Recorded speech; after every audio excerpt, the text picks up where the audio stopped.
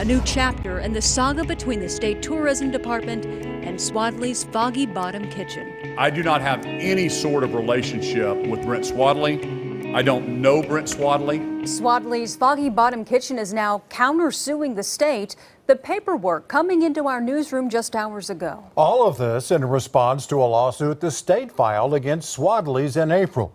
In it, the state insinuated the company didn't let the state inspect their financial records, that Swadley's, quote, violated promises and obligations and are in breach of contract. News 4's Austin Brissett has been poring over the documents in Austin. Swadley's is alleging multiple things from breach of contract to a smear campaign.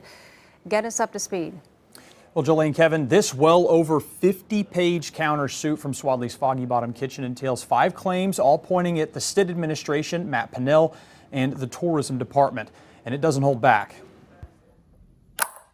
Nearly 60 pages detailing Swadley's Foggy Bottom Kitchen's dealings with the state of Oklahoma to put their restaurants in Oklahoma state parks. And at the same time, firing back at the state's lawsuit against them, saying it, quote, merely seeks to pass the blame onto Swadley's Foggy Bottom Kitchen for in-state political bickering and sensationalism. Adding, quote, the state will happily throw its private business partners under the bus at the slightest hint of negative political sensationalism and rhetoric. It gives 5 claims against the state and its tourism department, including business disparagement and defamation, claiming the state, quote, deliberately, willfully, and maliciously engaged in a smear campaign against Swadley's Foggy Bottom Kitchen. The lawsuit says it was late 2019 when the state approached the Swadley's family to turn, quote, neglected, dilapidated, and frankly embarrassing restaurants at the state parks into first-class facilities. It states the family was originally reluctant, having not done it before, but jumped in as the state insisted, saying it would be a good thing because, quote, the state would absorb all construction costs, provide management fees, absorb operational losses, and provide advertising. The pictures in the lawsuit show the state park buildings well before construction began and claims that Governor Kevin Stitt, Lieutenant Governor Matt Pinnell, and the state tourism department were all aware of the problems there, adding several pages of text messages from top state officials claiming micromanagement of the project down to the, quote,